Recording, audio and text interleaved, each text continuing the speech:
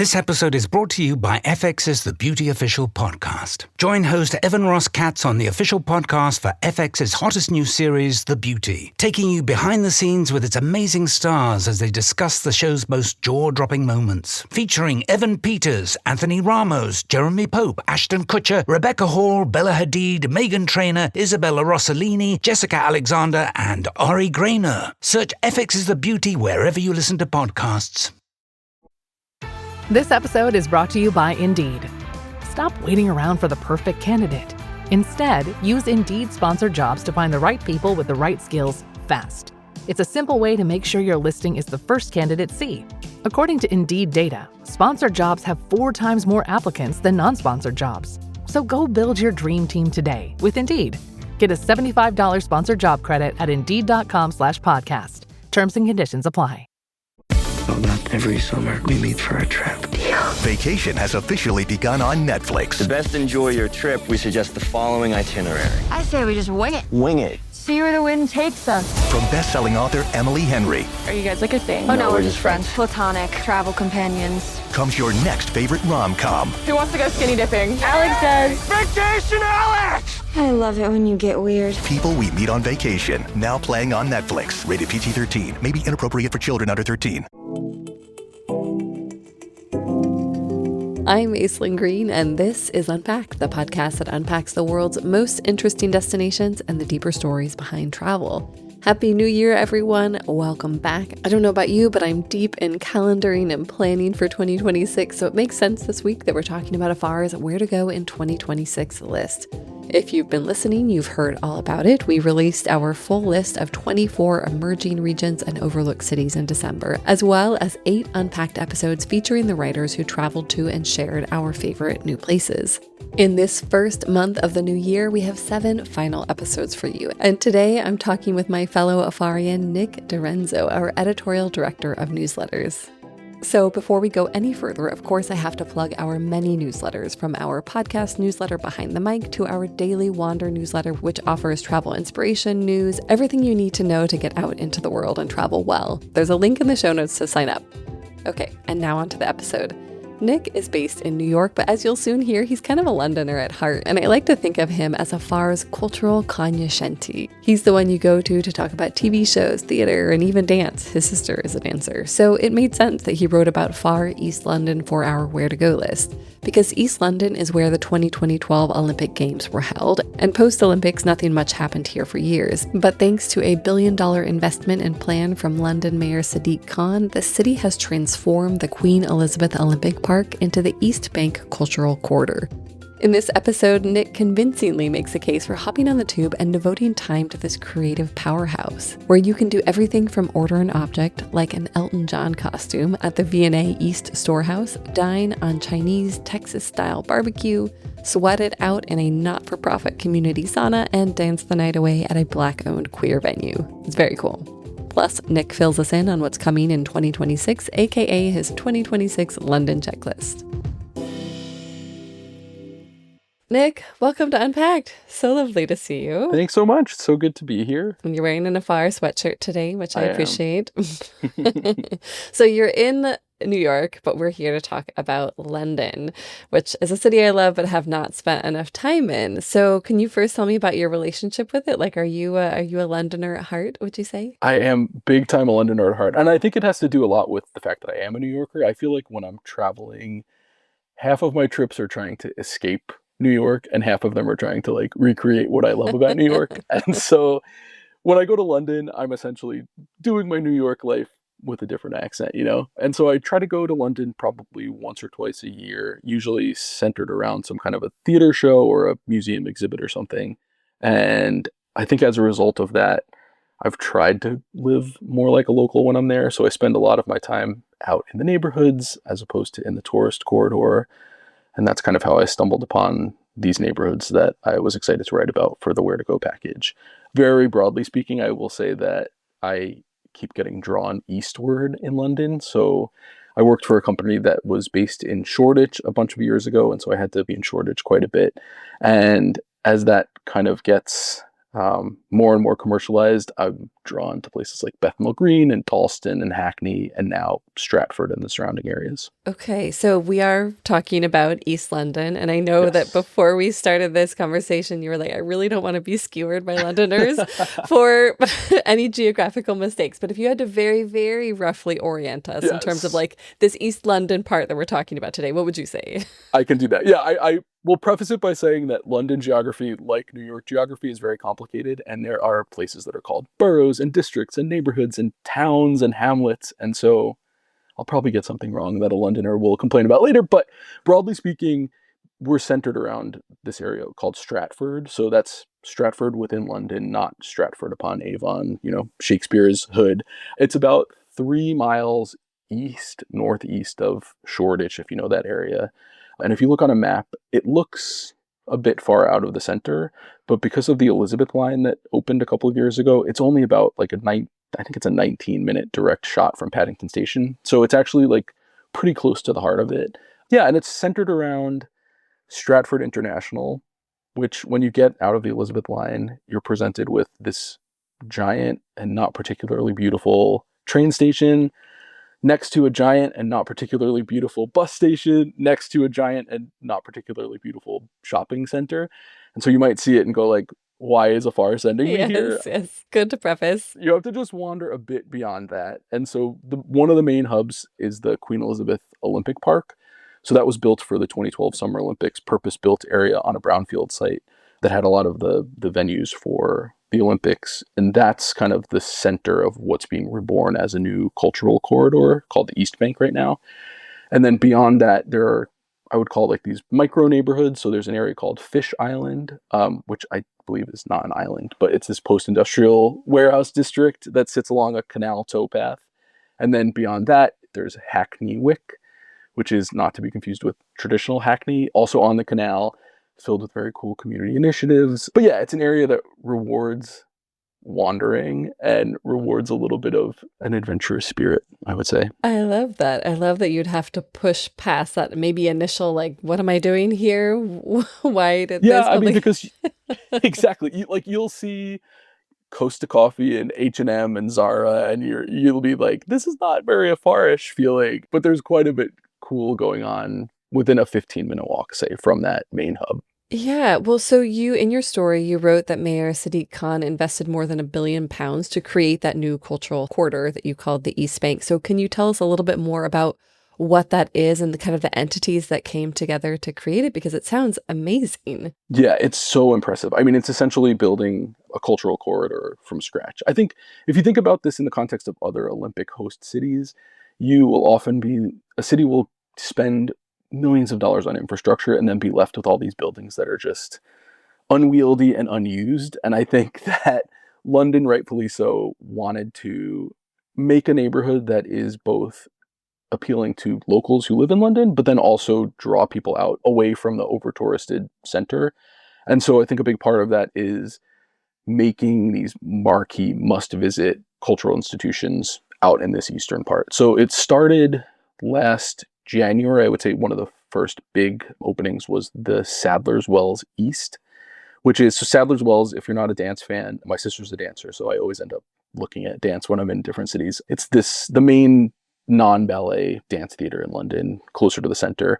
And the idea is to democratize what we think of as dance worth seeing. So you might see Sri Lankan folk dance or crumping or breakdancing. I saw actually Mel C, Sporty Spice from the Spice Girls, do a contemporary dance show there. So that's kind of what we're dealing with. So they, in January 2025, opened Sadler's Wells East Outpost. Next up came the V&A East Storehouse. So the Victoria and Albert Museum is on the west side of London, very, posh quarters dedicated to decorative arts. And they've been opening these satellite museums around the UK.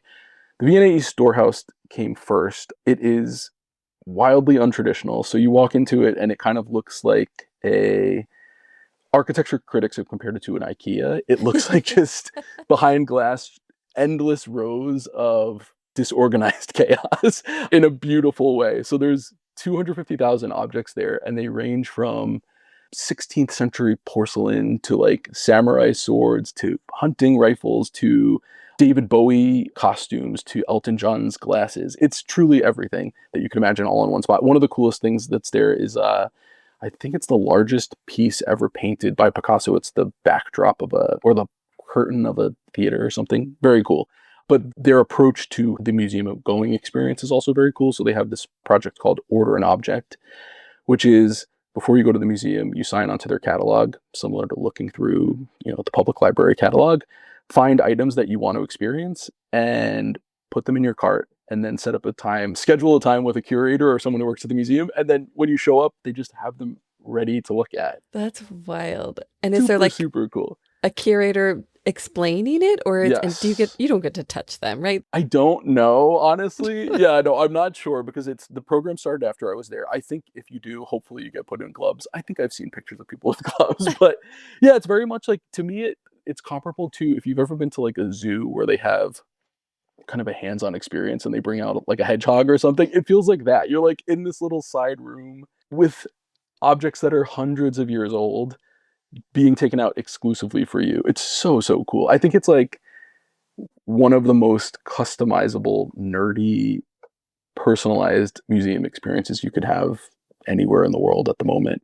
They're also opening the V&A East, which will be a more traditional museum experience dedicated to East London design and culture, in April 2026. And then in 2027, the BBC Music Studios will be moving to the area. And they're also joining a couple of college campuses that have moved in. So there's it's the new home of the London College of Fashion, for example. So a lot of really smart, creative people are kind of flooding into this area now.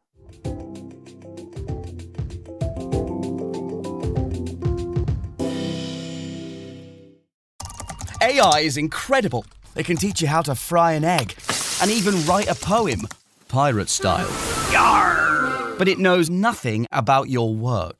Slackbot is different. It doesn't just know the facts, it knows your schedule.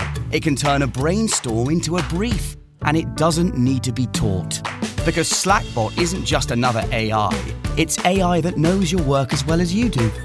Visit slack.com/meet Slackbot to learn more. They always tell you there's a catch, a compromise, an asterisk. Terms apply. See store for details. May be less than advertised. May vary by mood. Probably. Sprite Zero Sugar? It's different. It's the lemon lime flavored refreshment you want with zero sugar. So, no fast voice? No caveats. Just refreshment. This is Sprite Zero Sugar. Obey your thirst.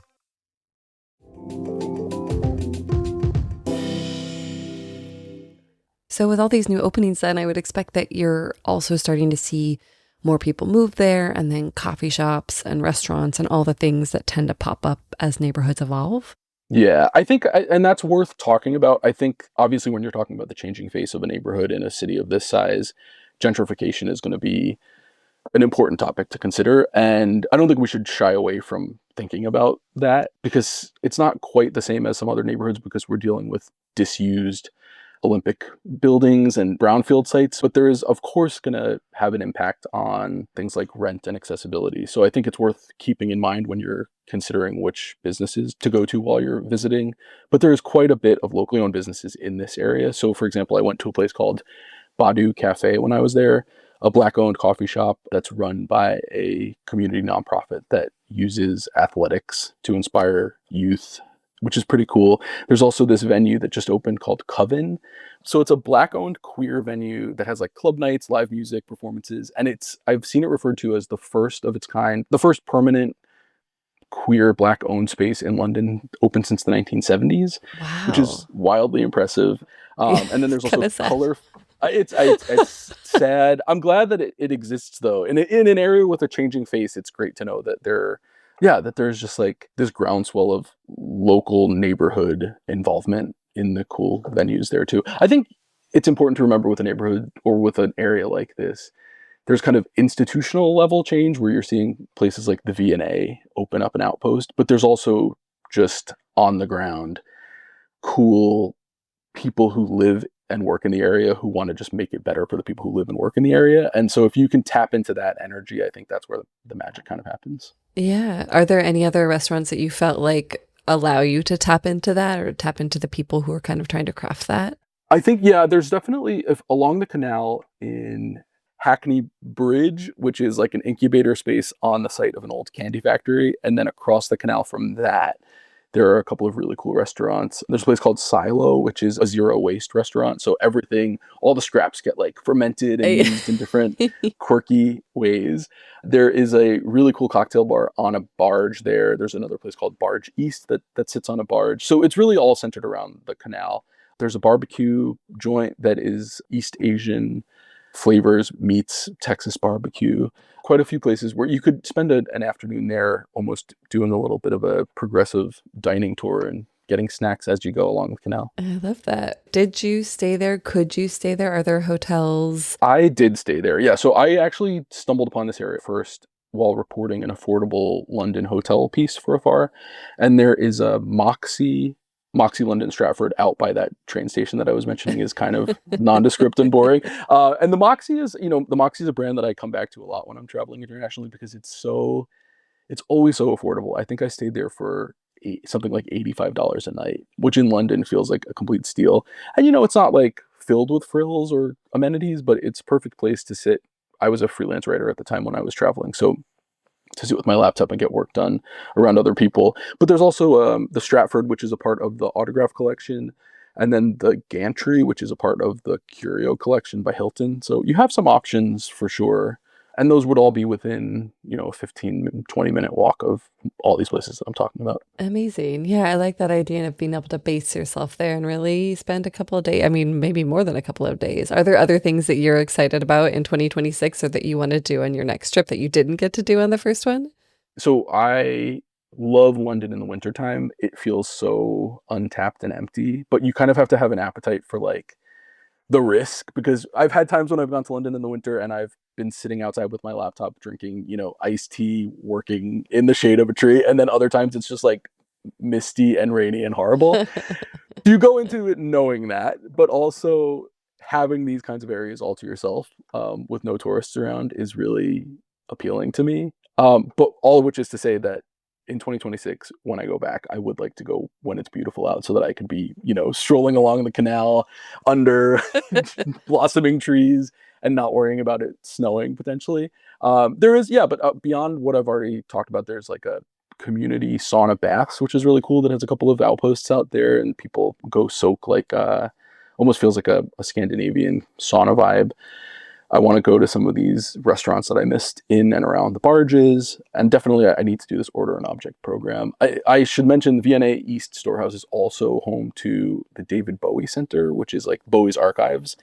And I've heard that those objects will also be incorporated into the order and object program, which is so cool. Yeah. So all things to do the next time I'm there. And yeah, I mean, I didn't stay at the Gantry or the Stratford, but they're beautiful. And I think that they would make a really great home base.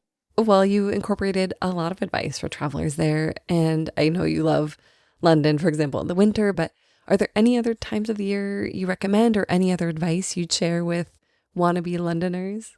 The seasonality is always interesting to me. I think people who go to London have very different experiences based on where they situate themselves. And so I've had friends who have gone and stayed in some of the more royal adjacent areas and have felt that it's a little bit impenetrable or that it's a little overly posh or polished.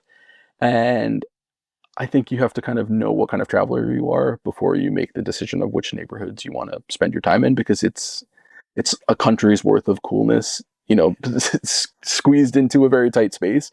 And if you go and you're not a Hyde Parky kind of person and that's where you're staying, you're kind of missing the point. Like you're missing all the contemporary culture that you could be engaging in. So I think just do your research. I'm sure we have lots of neighborhood guides on afar.com that could lead you in the right direction. We'll link out to all of them. Yes, exactly.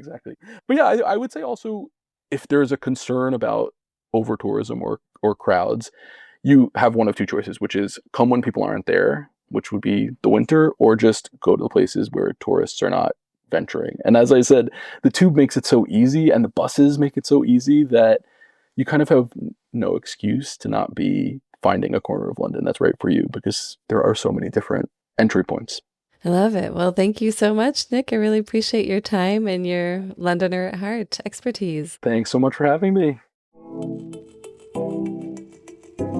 Thank you so much for joining this special Where to Go episode. In the show notes, we've included all the links to places that Nick recommended, as well as his social handles. And we've included links to all past Where to Go episodes, so happy listening, happy planning, and happy travels. We'll see you tomorrow for our last episode of the series.